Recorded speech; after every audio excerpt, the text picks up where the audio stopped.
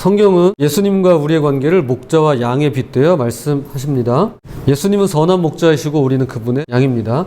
여기서 우리가 양이라고 할 때 이것은 두 가지를 가리키는데요. 하나는 사실이고 또 하나는 명령입니다. 가령 너는 대한민국 국민이야 라고 할 때 이 말은 대한민국 국민이라는 사실과 함께 대한민국 국민다워라 라는 명령입니다. 너는 나의 자녀야 라고 할 때 이것은 자녀임을 가리키는 사실임과 동시에 자녀답게 살아야 하는 명령이 됩니다. 그러므로 우리가 불렀던 찬송의 고백처럼 주는 나의 좋은 목자 나는 그의 어린 양이라고 할 때 이것은 우리가 양이라는 사실만 말해주는 것이 아니라 그와 더불어 그분의 양으로 살아야만 하는 명령이 담긴 것입니다. 양은 양답게. 예수님의 말씀에 따르면 세상은 일이고 늑대고 제자들은 양입니다. 그렇다면 우리가 반드시 잊지 않고 기억해야 할 것이 있는데요. 그것은 제자들에게 하나님의 권능이 임하고 죽음을 두려워하지 않는 담대함이 주어졌음에도 불구하고 그들은 여전히 세상에 비하면 그저 양일 뿐이라는 것입니다. 그냥 양이에요. 예수님의 방법은 양들을 잘 훈련시켜 이빨도 날카롭게 갈고 근육도 단단하게 키워서 이리와 맞붙어도 얼마든지 싸워 이기게 만드는 것이 아닙니다. 주님은 마가복음 6장에서 12제자를 보내실 때도 또 누가복음 10장에서 70명을 보내실 때도 한꺼번에 떼를 지어서 다니게 하는 대신에 2명씩만 짝지어서 내보내십니다. 70명이 모이면 무서울 게 없겠죠. 하다못해 12명이라도 뭉쳐 다니면 훨씬 강할 테지만 주님은 굳이 그들을 둘씩 흩어서 보내십니다. 그러므로 여기서 우리가 알 수 있는 사실이 있습니다. 하나님의 나라는 쪽수가 아닙니다. 사람들의 머릿수나 결집력 그리고 힘에 있지 않다라는 것입니다. 많이 모이는 게 왜 나쁘겠습니까? 교인이 늘어나고 교회가 성장한다면 오히려 기쁘고 감사할 일입니다. 그러나 이를 계기로 교세가 커지면서 정치력이 세지는 것을 과시한다면 이것은 그저 종교의 힘을 등에 업은 압력단체로서 그리고 목회자의 권력인 교권주의의 강화로서 세상적인 성공과 업적으로 보일 수는 있을지 몰라도 이 땅에서 이뤄가는 하나님의 나라는 될 수 없는 것입니다. 양은 그저 양입니다. 양이 기도한다고 해서 호랑이로 변한다거나 양이 노력한다고 해서 이리가 되는 게 아닙니다. 그럴 수도 없고 그래서도 안 됩니다. 예수님은 선한 목자이시며 우리는 그분의 어린 양입니다. 그러므로 양이 양으로 양답게 살고자 한다면 언제나 양 곁에서 악하고 해로운 것들은 막아주시고 선하고 유익한 것만을 허락하시는 선한 목자 예수 그리스도를 바라보며 그분을 놓치지 않고 따라야만 하는 것입니다. 그럴 때 양들은 사자처럼 용맹한 심장을 가질 수 있고요. 독수리처럼 날개를 활짝 펼 수 있고요. 뱀처럼 슬기로운 지혜를 얻을 수 있는 것입니다. 이것이 바로 오늘 본문입니다. 보라 내가 너희를 보냄이 양을 이리 가운데로 보낸 바 같도다. 그러므로 너희는 뱀같이 지혜롭고 비둘기같이 순결하라. 예수님은 제자들을 세상에 보내시며 어디로 가느냐가 아니라 어떻게 가느냐에 초점을 맞추시면서 세 가지 동물에 빗대어 온 마음을 다해 전심으로 나아라고 말씀하셨는데요. 이리 가운데 보내시는 양에 관하여는 이미 지난주에 살펴보았습니다. 저는 이것을 양처럼 겸손하게 살아가는 것이라고 설명드린 바 있습니다. 오늘은 이어서 두 번째 동물인 뱀에 대하여 말씀을 나누고자 하는데요. 바로 뱀처럼 지혜롭게입니다.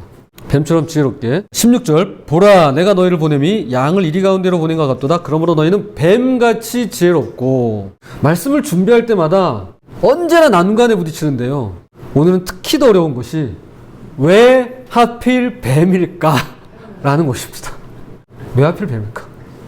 왜 그 많고 많은 동물 중에 뱀같이 지혜로우라고 말씀하셨을까요? 지혜라는 게 오히려 안경을 쓴 것처럼 보이는 부엉이나 올빼미 또는 평균 수명이 150세인 바다거북이 원숭이 좋습니다. 아니면 400년 이상 살아가는 제일 오래 산다고 합니다.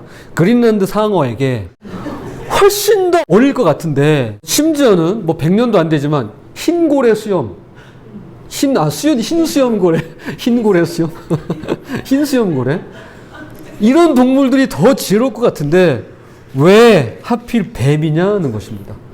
그러나 예수님은 우리가 배워야 할 지혜 대상으로 뱀을 선택하셨습니다. 뱀. 원성이 자자해요 지금. 주님 이거 어떻게 해요? 당시 사회에서 통용되던 뱀의 이미지란 유대인이라면 누구나 알고 있는 것으로 아담과 하와를 유혹해 선악과를 따먹은 결과 에덴 동산에서 추방당했다는 이야기인데요. 뱀이 사탄은 아니지만 인류의 원수, 특히 여자의 원수가 되었고 욕설에 등장하는 저주의 동물로서 부정적인 이미지의 대명사입니다. 자, 오늘 본의 아니게 뱀하고 같이 생각만 해도 소름이 끼치시는 분들이 계실 텐데 양해 부탁드리면서, 자, 마태복음 3장 7절, 요한이 많은 바리새인들과 사두개인들이 세례 베푸는 데로 오는 것을 보고 이르되 독사의 자식들아 누가 너희를 가르쳐 임박한 진노를 피하라 하더냐. 자, 이스라엘에 독사의 자식이 있다면 우리나라에는 죄송합니다, 개자식이 있는데요. 물론 다른 표현도 있긴 하지만요, 결국 이 말은 개의 자식인 너도 똑같은 개야 라는 것입니다. 그러므로 세례 요한이 당시 종교 지도자들을 향해서 독사의 자식이라고 내뱉은 이 찰진 욕설은 한마디로 뱀의 자식인 너도 같은 뱀이야 라는 뜻입니다. 너도 뱀이야 이런 뜻이에요. 그러니까 이건 좋은 말이 아닌 거겠죠. 당연히 이건 저주입니다. 그러므로 우리가 여기서 짚고 넘어가야 할 두 가지가 있는데요. 첫째는 예수님께서 우리더러 뱀이 되라고 하시는 게 아닙니다. 이 말은 우리가 뱀처럼 지혜로우라는 것이지 뱀이 되라는 말씀은 아닙니다. 이걸 혼동하면 결코 안 될 일입니다. 사실 우리는 개라는 말을 단어 앞에 붙여서 온갖 거친 말과 욕설을 만들어 참 창의적으로 만들어서 부정적인 의미로 사용하곤 합니다. 그러나 역으로 이 개는 충성심과 애교, 주인의 말에 따르는 절대 복종과 심지어는 가족에까지도 느끼게 하는 초긍정의 의미로 사용되기도 합니다. 그래서 할아버지나 할머니들이 갓난아이를 향해서 이렇게 말합니다. 아이고 우리 이쁜 강아지, 이렇게 얘기합니다. 이거는 욕이 아니라 너무 예쁘고 사랑스러울 때 나오는 복스러운 표현입니다. 오늘날엔 이 반대의 경우도 얼마든지 가능한데요. 집안에서 개를 키우시는 분들에게 개는 그냥 개가 아니라 한 가족이고 형제이고 자매입니다. 내 아들이고 딸이에요. 그래서 너무나 자연스럽게 아들 그만 짖어, 딸 그만 좀 물어뜯어. 네, 맞아요. 아이고 내 새끼 엄마 왔어, 아빠 보고 싶었지 하면서 자녀 대하듯 합니다. 사실 뱀이 그러합니다. 뱀 하면 지혜, 지혜하면 뱀입니다. 저도 이 말씀을 준비하면서 새롭게 알게 되었는데요. 뱀은 생물학적 입장에서 보면 거주 영역이 모든 짐승들 중에서 가장 넓습니다. 다시 말해서 뱀은 산에서도 살고 들에서도 살고 강에서도 살고 정글에서도 살고 나무 위에서도 살고 굴에서도 살고 심지어는 광야와 사막에서도 삽니다. 가장 그 범위가 넓어요. 전방위적이에요. 뱀은 손도 없고 발도 없습니다. 그저 배로 기어다니는 것이 전부인 최악의 조건을 갖고 있습니다. 그럼에도 불구하고 어떻게든 살아내고 어디서든 살아갑니다. 이 엄청난 적응 능력, 그러니까 어떠한 악조건 속에서도 결코 낙심하지 않고 살아가는 것이 뱀의 지혜라 할 수 있습니다. 또한 뱀은 아주 치밀한데요. 목표를 세우고 그것을 어떻게 이루어갈 것인가를 세부적으로 계획하고 체계적으로 진행하는 것이 바로 뱀입니다. 뱀 속에 들어갔다 나온 건 아니지만, 그런 건 아니지만, 얼마나 똑똑한지 모르지만 적어도 하와를 유혹해서 아담까지 범죄하게 만든 전적으로 보건대 굳이 다른 설명이 필요 없을 정도로 얼마나 치밀하고 계산적인가를 충분히 짐작하고도 남습니다. 며칠 전 저희 자녀와 함께 괴산에서 충주로 가는 길이었습니다. 전혀 가본 적이 없는 생소한 길이 계속되니까 궁금했는지 여기가 어디냐고 묻더라고요. 그래서 여기는 너가 전에 와본 적이 있지만 그동안 전혀 신경 쓰지 않았기 때문에 다녀간 적이 한 번도 없는 것 같아 보이는 그런 길이야 라고 하면서 저 앞쪽에 보이는 아파트 단지가 충주야 라고 이야기해 줬습니다. 그러면서 요 얘기를 덧붙였어요. 잔소리죠. 길은 하나가 아니라 여러 길이 있는데 어디로 가야 할지, 그 다음 어떻게 가야 할지, 여기를 지나 이곳을 거쳐 어느 쪽으로 가야 될지, 어디를 지나가는지 주의 깊게 살펴보고 그 과정을 생각하면 다음번엔 반드시 기억에 남을 거야 라고 말해 주었습니다. 사실 그렇습니다. 지혜라는 건요, 목적하는 것만 이루어내고 결과만을 원한다면 결코 얻어질 수 없는 것입니다. 이건 지혜가 아닙니다. 각 단계와 과정에 대해서 세부적으로 바라보고 때로는 깊이 있게, 때로는 넓게 생각할 수 있는 촘촘하고 구체적인 계획과 사유가 있을 때, 날실과 시실이 촘촘하게 붙어 있을 때만이 얻어지는 고차원적인 것이 바로 지혜입니다. 잠언 24장 6절을 한번 찾아보겠습니다. 너는 전략으로 싸우라. 승리는 지략이 많음에 있느니라. 여러분, 그냥 지혜로 싸워라. 지혜가 중요하다. 이렇게 얘기하면 되는데 그렇게 얘기하지 않습니다. 지혜도요, 지략이라는 게 있습니다. 전략이라는 게 있습니다. 그러므로 치밀하고 세밀하게 전략적으로 사고하는 지혜가 필요한데요. 이것이 전방위적이며 동시에 전략적인 뱀 같은 지혜라고 할 수 있는 것입니다. 이것이 뱀의 지혜입니다. 이어서 우리가 두 번째로 짚고 넘어가야 할 것이 있는데요. 그럼에도 불구하고 여기서 말씀하는 뱀 같은 지혜란 소위 세상적으로 말하는 세상적인 지혜, 즉 처세술은 아닌 것입니다. 처세술이 아닙니다. 우리는 온갖 수단과 방법을 동원해서 원하는 것을 얻고 부와 성공을 이루는 사람들을 종종 보게 됩니다. 사실은 요즘 너무 많이 보여요. 왜냐하면 소셜미디어가 발달했기 때문에. 그래서 다들 그런 것 같아요. 이들은 처세술에 능한 자들이고 이것은 세상에서 부러움을 사는 일종의 지혜로 통합니다. 그래서 뱀이 가지고 있는 교활함, 약삭빠름, 지극히 세상적인 지혜를 따라해. 그런 세상적인 지혜와 간교함이 때로는 필요해 라고 말하곤 합니다. 그러나 뱀처럼 지혜롭게 라는 주님의 말씀은 오히려 처세술과는 정반대편에 있는 것입니다. 뱀은요, 독을 가지고 있습니다. 물론 그게 맹독이냐 아니면 그렇지 않느냐의 차이가 있다 뿐이지 독이 있습니다. 사실 독을 머금고 있는 한 방을 빼면 뱀은요, 무력한 동물입니다. 뱀의 완력은 그리 세지 않습니다. 물론 덩치가 큰 비단구렁이, 아나콘다 이런 뱀이요, 그런 뱀의 경우라면 사슴을 한 입에 삼키기도 하지만 그렇지 못한 대부분의 뱀들은, 특히 우리나라에서 볼 수 있는 뱀들은 힘으로 싸우기엔 너무나 약합니다. 그런데 뱀 자신이 이걸 너무 잘합니다. 그래서 누군가 자신을 공격해오지 않는 이상 무작정 먼저 싸움을 걸지 않습니다. 뱀을 밟지 않는 이상 웬만하면 물지 않습니다. 제가 대학교 1학년 때 일입니다. 막걸리로 유명한 포천에 농아를 가는데요. 함께 간 선배가 논에 들어가다가 이제 그 물을 댄다고 호수를 들고 논에 들어가다가 뭔가를 밟았는데 물컹하더라는 거죠. 뱀이었던 겁니다. 그 자리에서 그래서 물렸어요. 그러니까 밟히니까 꽉 물어버린 거죠. 그래서 한바탕 난리가 난 적이 있었는데요. 뱀은요, 공격하지 않으면 공격을 안 합니다. 밟히지 않는 이상 물지 않습니다. 또한 뱀은요, 누군가와 맞붙어 싸우게 되었을 때 자신이 가지고 있는 독을 함부로 노출하지 않습니다. 나 독 있어! 이러지 않아요. 뱀이 그러지 않아요. 무조건 물려고 덤벼들지 않습니다. 그럼 어떻게 하느냐? 섣불리 공격하지 않고 가늠해 가면서 상대의 힘을 파악하고 관찰하면서 빈틈을 노립니다. 그리고 아무리 봐도 상대가 강하다 싶으면 무조건 도망칩니다. 체면이고 뭐고 그냥 내빼요. 이게 뱀이에요. 여러분도 뱀을 만나보셔서 아실 거예요. 우리 전집사님 만나보셨죠? 그렇죠. 네. 뱀에게 잡히기보다 잡습니다. 우리 뱀에게 잡혀먹히지 않아요. 우리가 잡지. 네. 뱀이 도망가기 바빠요. 우리는 얼죠. 뱀하고 만나면 우리는 얼죠. 뱀이 도망갑니다. 그러니까 뱀은요, 눈이 마주쳤다고 해서 머리 바짝 세우고는 혀 낼름거리면서 싸우자고 덤비는 경우가 거의 없습니다. 자신이 싸워야 할 때와 싸우지 말아야 할 때, 꼭 물어야 할 때와 싹 물러나야 할 때, 그리고 일격을 가해야 할 때와 일단 뒤로 내빼야 할 때를 잘 파악해서 민첩하게 움직이는 게 뱀입니다. 이것이 바로 뱀이 가지고 있는 상황 판단 능력입니다. 그러므로 뱀처럼 지혜롭게는 뱀과 같이 간교하라는 말이 아니라 상황을 파악하는 민감함과 민첩함, 그리고 정확히 읽어내는 판단 능력을 가지라는 의미인 것입니다. 자, 그럼 이런 질문이 생길 수 있습니다.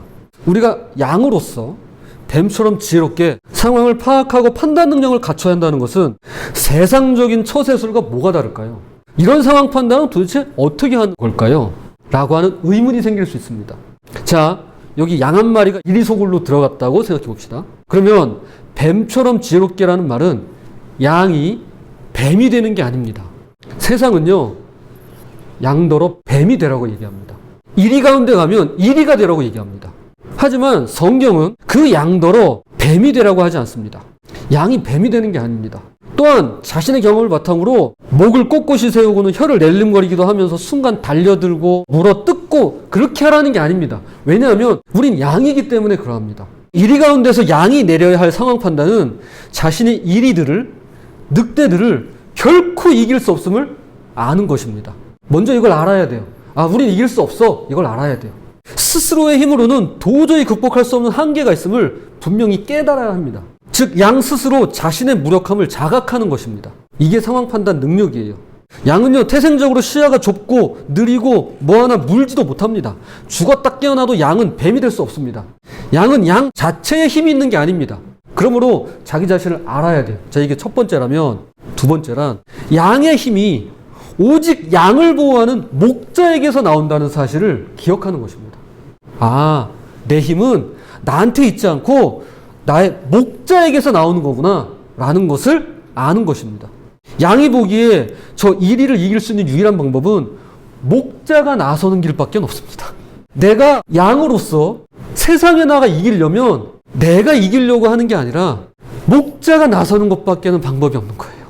그러므로 양이 할 수 있는 최고의 지혜로운 선택이란 목자를 떠나지 않고 목자 곁에 꼭 붙어서 그의 보호와 인도를 받는 것임을 알고 믿고 따르며 목자를 의지하는 것입니다. 이게 양이 내릴 수 있는 최고의 상황 판단 지혜입니다. 이것이 뱀처럼 지혜로운 상황 판단입니다. 자, 이제 말씀의 결론을 맺겠습니다. 자, 그런데 문제가 생겨요. 뱀처럼 지혜롭게라는 예수님 말씀은 우리를 전혀 예상 밖의 사건과 장소로 이끌어갑니다.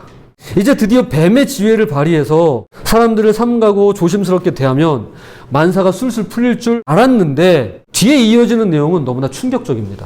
사람들을 삼가라. 그들이 너희를 공회에 넘겨주겠고 그들의 회당에서 채찍질 하리라. 사람들을 조심했어요. 사람들을 삼가했습니다. 그런데 오히려 그 사람들에게 끌려가서 고발당하고 심지어 회당에서 채찍에 맞을 거라고 말씀합니다. 그 다음 말씀은 더 심합니다. 제자들은 총독과 임금들 앞에까지 끌려간다는 것입니다. 또 너희가 나로 말미암아 총독들과 임금들 앞에 끌려가리니 이는 그들과 이방인들에게 증거가 되게 하려 하심이라. 고발당하고 채찍들 당하고 이제는 총독이며 임금들 지도자들 앞에까지 끌려간다는 겁니다. 여러분 생각해 보세요. 이게 무슨 지혜예요? 네? 이게 무슨 지혜예요? 주님 말씀대로 뱀처럼 지혜롭게 처신한 대가가 이런 거라면 이게 무슨 지혜예요? 말이야 바른 말이지 정말로 뱀처럼 지혜로웠다면 손님으로 초대돼서 VIP 대우를 받아도 모자랄 판에 채찍질 당하고 총독과 왕들 앞에 끌려간다니 이게 무슨 뱀 같은 지혜인가요? 그 지혜롭다는 뱀처럼 했는데 뱀의 지혜를 가졌다는데 어떻게 번번이 끌려가기나 하고 초청은커녕 초죽음이 되도록 막기만 합니까? 세상에 무슨 지혜가 이런 지혜가 있냔 말입니다. 여러분 이게 지혜예요? 여러분 이런 지혜를 원하세요? 이제부터 잘 들어보세요. 그러므로 예수님께서 말씀하시는 뱀 같은 지혜란 오늘날 우리가 생각하는 지혜, 죄송합니다. 뇌피셜이 아닙니다. 그냥 내 깜냥이 아니에요. 그것과는 그런 지혜와는 전혀 다른 것임을 우리가 분명히 해야만 합니다. 주님의 지혜는 내 지혜하고 전혀 다른 거구나 라는 것을 내가 인정해야 돼요. 뱀 같은 지혜하면 보통 위기를 모면하고 이런저런 말로 고비를 넘기는 것을 가리킬 수 있습니다. 그러기 쉽습니다. 그러나 그것은 예수님이 말씀하시는 지혜가 아닙니다. 오히려 나 자신을 넘어서 내 안에서 역사하시는 성령님을 신뢰하고 그분을 의지하는 것이야말로 뱀처럼 지혜로운 것이라고 오늘 성경은 이야기합니다. 너희를 넘겨줄 때에 어떻게 또는 무엇을 말할까 염려하지 말라. 그때 너희에게 할 말을 주시니 말하는 이는 너희가 아니라 너희 속에서 말씀하시는 이 곧 너희 아버지의 성령이시니라. 성령님을 존중하고 귀 기울이는 것이 뱀 같은 지혜입니다. 앞에서 제가 많은 말들을 했지만요, 결국엔 내 안에 계신 성령님을 존중하고 그 성령님을 내가 인식하고 의지하고 그분 말씀에 귀 기울이는 게 뱀 같은 지혜예요. 오늘부터 시작입니다. 여러분 안에 계시는 성령님의 그 말씀에 귀 기울이시기 바랍니다. 그게 뱀 같은 지혜예요. 또한 모든 사람에게 미움을 받게 되더라도 그분의 나라와 의를 위해서 끝까지 양으로 살되 목자이신 주님을 바라보며 믿음으로 행하고 순종하는 가운데 오늘의 고통과 환난, 박해와 고난을 견디는 것이야말로 뱀처럼 지혜롭다고 오늘 성경은 말씀하고 있습니다. 또 너희가 내 이름으로 말미암아 모든 사람에게 미움을 받을 것이나 끝까지 견디는 자는 구원을 얻으리라. 여러분, 끝까지 견디는 것이 뱀 같은 지혜입니다. 끝으로 힘을 가지고 권력을 가지고 부를 가지면 그것이 영원할 줄 알지만 결국 그렇지 않다는 것. 그래서 반드시 주님께서 곧 오심을 믿으며 어떤 어려움에도 굴하거나 낙심하지 않고 주님을 따르고 순종하는 것이야말로 뱀처럼 지혜로운 것이라고 성경은 말씀합니다. 이 동네에서 너희를 박해하거든 저 동네로 피하라. 내가 진실로 너희에게 이르노니 이스라엘의 모든 동네를 다 다니지 못하여서 인자가 오리라. 오직 주님의 나라만이 영원하며 주님이 곧 오심을 우리가 믿는 것만이 뱀 같은 지혜입니다. 제가 아침마다 우리 자녀들을 깨울 때 틀어주는 찬양이 있어요. 그게 바로 우리가 오늘 기도할 때 같이 들었던 찬양입니다. 그 찬양을 이렇게 듣고 있으면요, 무슨 생각이 드냐 하면, 아, 정말로 하나님의 나라가 있고, 아, 내가 언젠가 그 나라에 가겠구나라는 생각이 들어요. 이 찬양을 부르는 그 팀이, 그 리더가, 아, 정말로 하나님의 나라를 믿고 있구나라는 게 이렇게 전해져요. 여러분, 그 나라만이 영원하십니다. 그리고 언제일진 모르지만 반드시 예수 그리스도께서 다시 오실 겁니다. 그것을 믿는 것이 뱀 같은 지혜입니다. 그러므로 뱀의 지혜란, 김근주 교수의 말을 인용하자면 결국 십자가를 지는 지혜가 뱀 같은 지혜입니다. 세상 사람들은 십자가를 피하는 것을 지혜로 여깁니다. 그러나 뱀 같은 지혜를 요구하시는 주님의 지혜란 끝까지 십자가를 피하지 않고 십자가로 나아가게 하는 지혜인 것입니다. 그래서 십자가는 하나님의 지혜가 분명합니다. 고린도전서 1장 18절. 십자가의 도가 멸망하는 자들에게는 미련한 것이요 구원을 받는 우리에게는 하나님의 능력이라. 아멘. 바라기는 사람들이 미련하다 말하며 십자가를 피하는 이 세상에 흔해 빠진 지혜 대신에 우리에게 하나님의 능력이 되시는 십자가를 꼭 붙들고 끌어안으며 좀처럼 복이 드문 주님 말씀하시는 그 뱀같이 지혜로우신 저와 여러분이 되시기를 주님의 이름으로 부탁을 드립니다.